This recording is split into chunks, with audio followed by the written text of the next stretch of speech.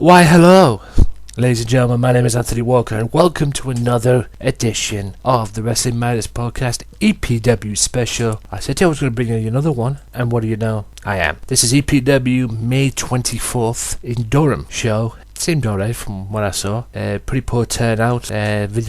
The videos for the matches and everything will be in the description as always, as I always do. You should know that by now. Without further ado, we will get to it, and we will start with Mark Anthony versus Davey Blaze. And Mark had the pleasure of having Vixen in his corner. Match got underway. Davey had this little thing to start off with. He was using his quickness to get away from Mark, and they went for a collar and elbow tie-up twice, but Davey duck-undered and rolled up Mark. He did it on 2 occasions, but the third time he did it, the third time he tried it, Mark put an end to it. Davey used his quickness. He did use his quickness to avoid Mark's offense a lot in this match. It was like a hit and run move, and there were times, as I'm going to say, that Mark eventually caught him. But Davey got thrown outside, and he was trying to get back into the ring, but trying to get Mark back into the ring, Mark got thrown outside, and then trying to get Mark back into the ring, but then Davey got hanged up across the top rope, kind of what Macho Man used to do, except he used to jump over the top rope, one of them bouncer things. You all know that. Mark pulls Davey outside, begins a beat down, and uses dirty tactics, also, but having the advantage. He was in control, using what he could, doing whatever he can to keep Davey grounded. Mark getting a near fall on that. Mark throws Davey outside, Vixen sticks her nose in, and obviously Mark distracts the referee rather, and Vixen ends up kicking Davey and getting her cheap shots in. Davey using the quickness to avoid Mark's offense, but it did not last. Like I said, it was a hit and run sort of tactic. A very nice suplex, well executed by Mark Anthony.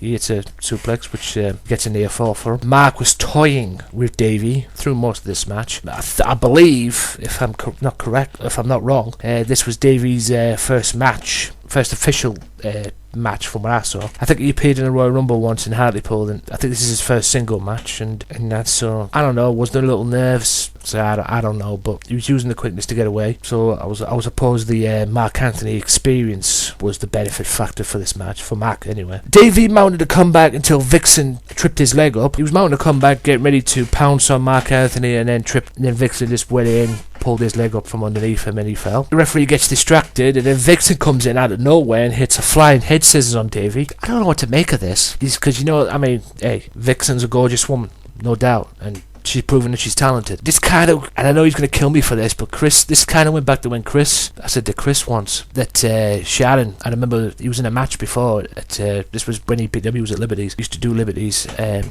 town. I think they're going back, but that's a different story. Sharon, one of the girls who well, you know what, forget kayfabe bullshit. It's his girlfriend, and it was his girlfriend now. She got up on this. He was sitting on the second rope, and Sharon Hurricane ran at him off the second rope, like I did a Frankenstein off the second rope. And I told Chris that was the only time I ever wanted to be Chris, was to be on the receiving end of that. A hot woman could do that to me anytime, anywhere, any place. And it was kind of the same with Vixen as well. I mean, hey, any woman who can kick butt, looks good, is A-okay with me, in my opinion, and you know what, I'll let her kick my rear end any day of the week, but that's, again, wow. Anyway, moving on from memories. I know Chris is going to pull me up on that when I see him, if he hears this, which I'm sure he will. But anyway, that was then, this is now. Wow, but she she executed it very, very, very well. She came in, did the move, and then went straight out the ring again, and she did it very well. I just feel sorry for Vixen when she gets, the way she gets used. I mean, she uses managers. I think she needs to be an established manager, but and stick with that one person. But hey, when it comes to EPW, it's easy said than done. But she's talented, and she gets the A-OK with me. A pain in the ass at times, but talented nonetheless. I give her props. And then Mark hits the pedigree and gets the win for the 1-2-3, which was like it was basically a pedigree 1-2-3. It was very comfortable for Mark in that match, to be honest with you. Like I said, I don't know if it was, because it was Davey's first match. I don't know if it was nerves that got the better of him, but hey, you can only improve as you go on. I'll be honest with you, when I first took part in something for EPW, I took part in a Royal Rumble, Davey, if you listen to this, brother. I took part in the Royal Rumble way back in the day, and I'll be the first to admit it right now, I bottled it. And the previous times I've participated in the Royal Rumble, I always found myself to finish 4th. But the very first time I participated, I bottled it. I'll admit it right now, I absolutely bottled it. But that was then. This is now. I'm very much more improved than I was back then, believe you me. Anyway, moving on to the next match. The next match saw Wreckage versus Judo Warrior, and I just want to bring something out here, right? When Chris listened to the April 19th podcast I did about the April 19th show, he accused me of breaking kayfabe. And now, Chris, if you're listening to this, bro, don't ever talk to me about kayfabe again. And I'm going to bring this up. Judo Warrior is Aaron Goodman. Instead of putting Wreckage versus the Judo Warrior on the YouTube, which you actually see in the description, he puts Wreckage versus Aaron Goodman. But on this, I put Wreckage, on my notes here, I put Wreckage versus Judo Warrior. So Chris, if you're listening to this, bro, okay, pal, boss, don't ever talk to me about kayfabe again, okay? Don't ever have a go at me about kayfabe again, okay? Because I'll tell you to stick it up your ass. Anyway, I digress. Moving on to the match. Match kicked off. Feeling out process. Wreckage showing his power and using it to his advantage over the Judo Warrior, trying to wrestle the big man down, trying to wrestle him, which is all he could do. He couldn't match power with him, so what's the next best? You go to plan B, you try and wrestle the big man down. Wreckage tries to show dominance, but is wasting too much time, which allows Judo Warrior to fight back.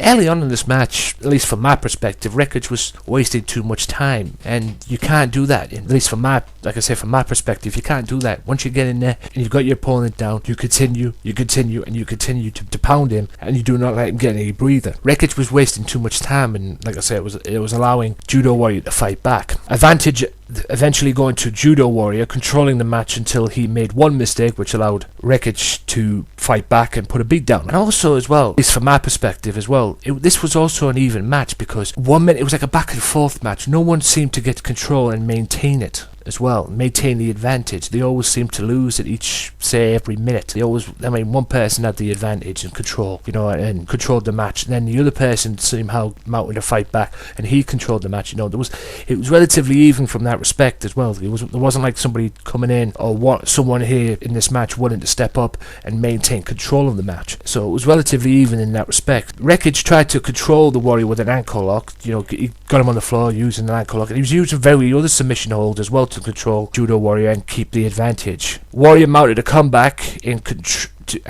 was in control until one mistake allowed Wreckage back the advantage. Like I said, even match in that respect. One mistake, the other person gets the advantage. He makes a mistake, the other one gets the advantage. No one maintained the advantage, which was the story of this match. Wreckage now controls the match from there on and uses his power and what brought him to the dance.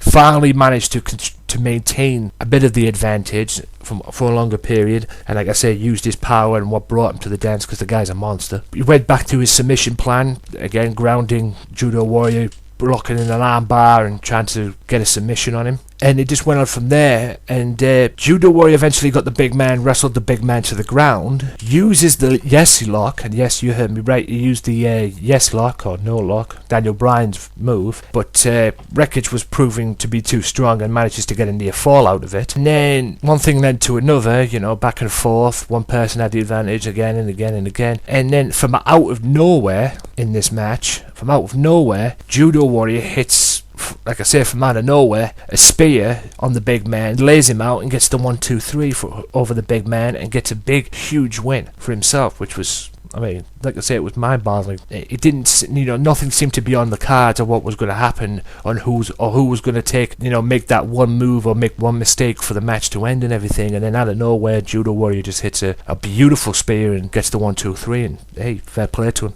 for that as well. Power Dragon versus the Asylum was the next match on the card. Yep, the big man Asylum and the ever so delightful Power Dragon.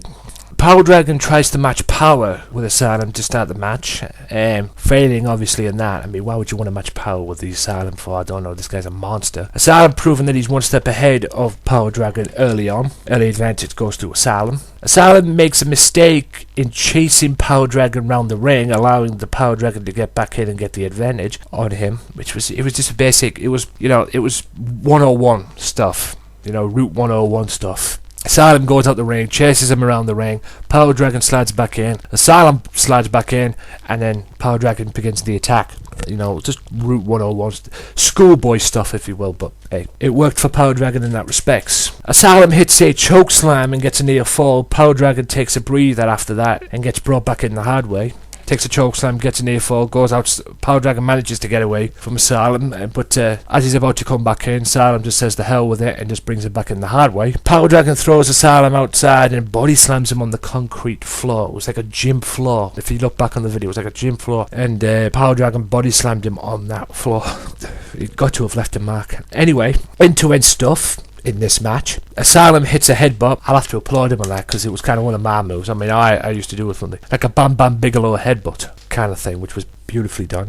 That's one of my moves that I like to do as well. They call me the head for the reason, so I like to use my head on occasions, if you know what I'm saying. Power Dragon showing his experience and hits his top rope trademark leg drop and gets a near fall out of it. Now, this was probably one of the main points of the match. Power Dragon throws Asylum outside, and Power Dragon hits Asylum with a steel chair right in front of the referee. Now, correct me if I'm wrong, I didn't get no memo of this being a no disqualification match. At least I didn't hear from the ring announcer, who wasn't the douchebag, by the way.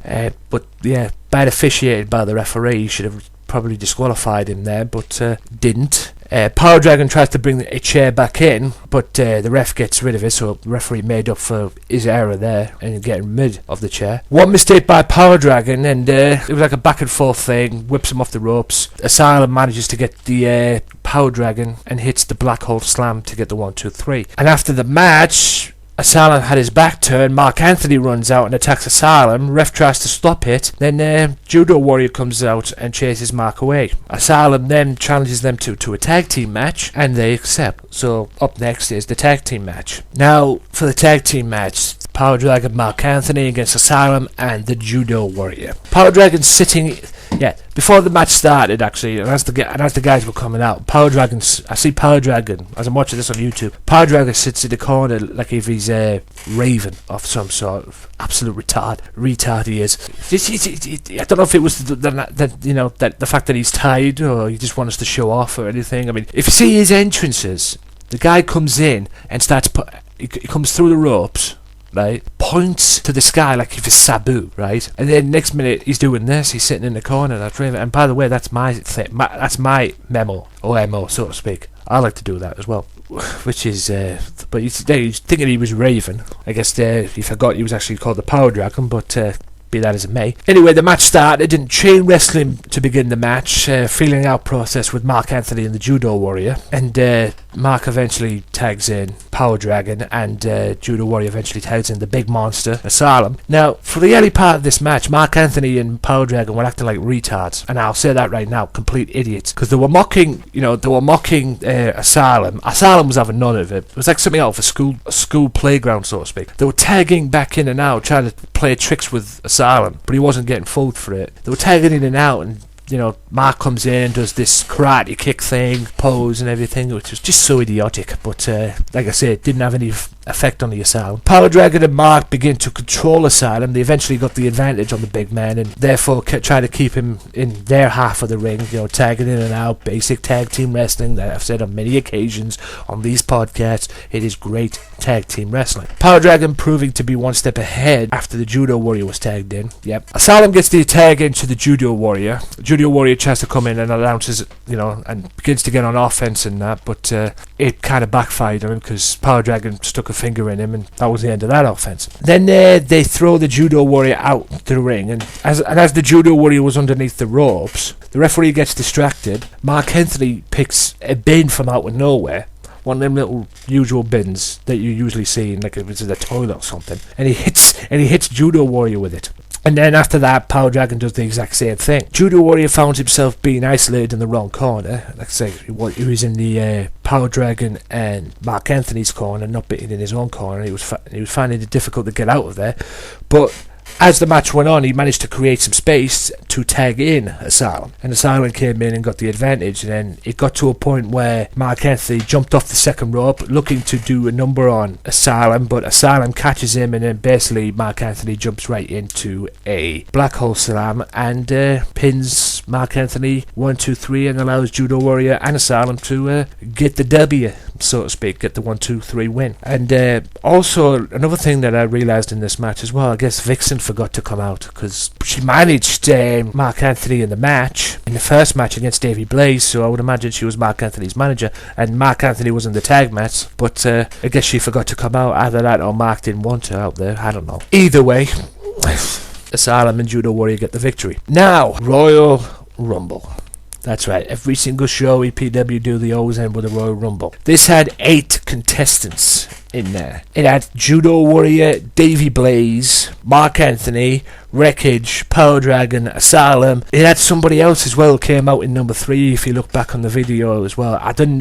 If he's listening to this, I didn't get his name, I didn't know who he was, but all I know is you got eliminated by Judo Warrior. So you came in number 3 and you got eliminated by Judo Warrior. That's all these guys need to know. Like I said, the links will be in the description if you want to see for yourself. I didn't know your name and I apologise for that. I couldn't hear the ring announcer properly, despite the fact the ring announcer wasn't the original douchebag that I've always pipe bombed on these programs, on these podcasts rather, as well. It was actually the referee who took the ring announcing job for this show anyway, and did actually a good job and a better job, and he was actually commentating as well, which I'll get to in a minute. But other than that, whoever you are that came out at number 3, it really didn't matter. You came out, you did your thing, and you get eliminated by Judo Warrior. And the last participant as well, believe this or not, was Vixen. That's right, Vixen was involved. A girl was involved, yeah. She's talented and anything, but she didn't really do nothing in the match. She came in, beat up Davey Blaze in the corner and all, allowed Mark Anthony to get his blows in and that, but she played it smart, because if it had been any other day, she'd probably got her ass kicked. Like I say, she did her thing and that. But as I go back,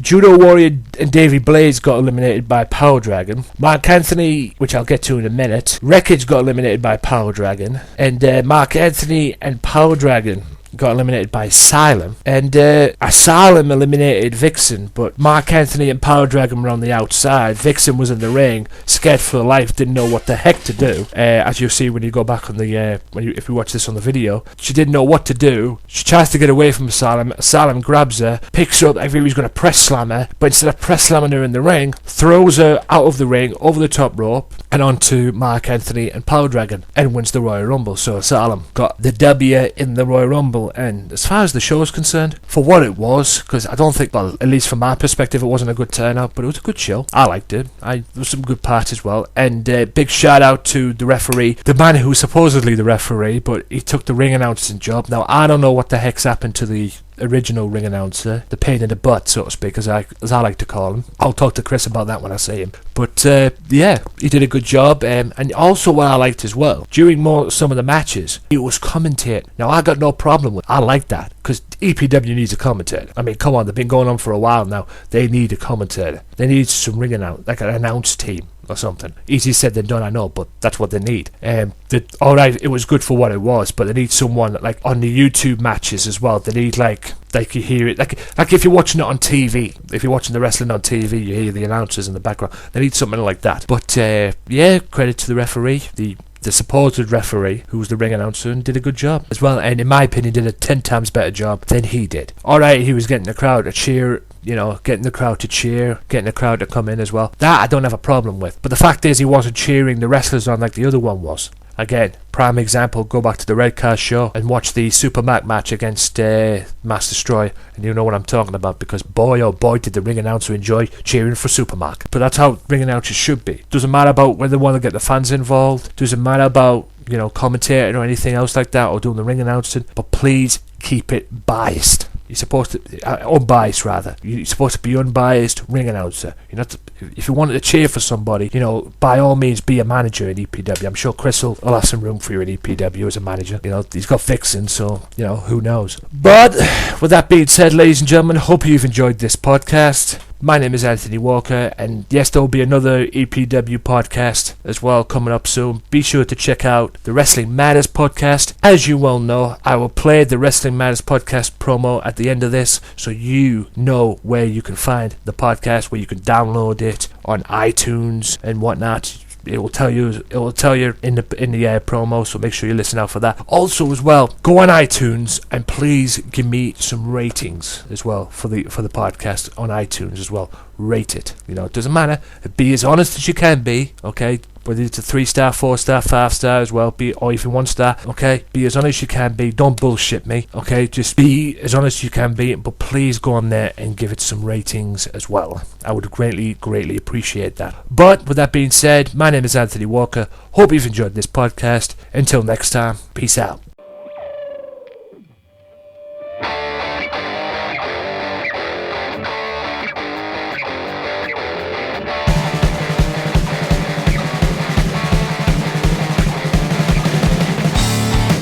What is up, ladies and gentlemen? My name is Anthony Walker, the host of the Wrestling Matters podcast, and you can now check out the Wrestling Matters podcast on youtube.com/AJW Wrestling Matters. You can now go to Podomatic.com, iTunes, and now also you can go to a new one. That's right, a new site, Stitcher Radio. That's right, we're on Stitcher Radio right now. I'm on Stitcher Radio right now, and you could be too. Get yourself on there, download their app, the Stitcher Radio app, or the Stitcher app, whatever it is. Make sure you download their app, and you can listen to it on your phone anywhere you want, at any time you want, at any place you want. That's the Wrestling Matters podcast now on YouTube, iTunes, Podomatic, and Stitcher Radio. Wrestling Matters, wrestling fans.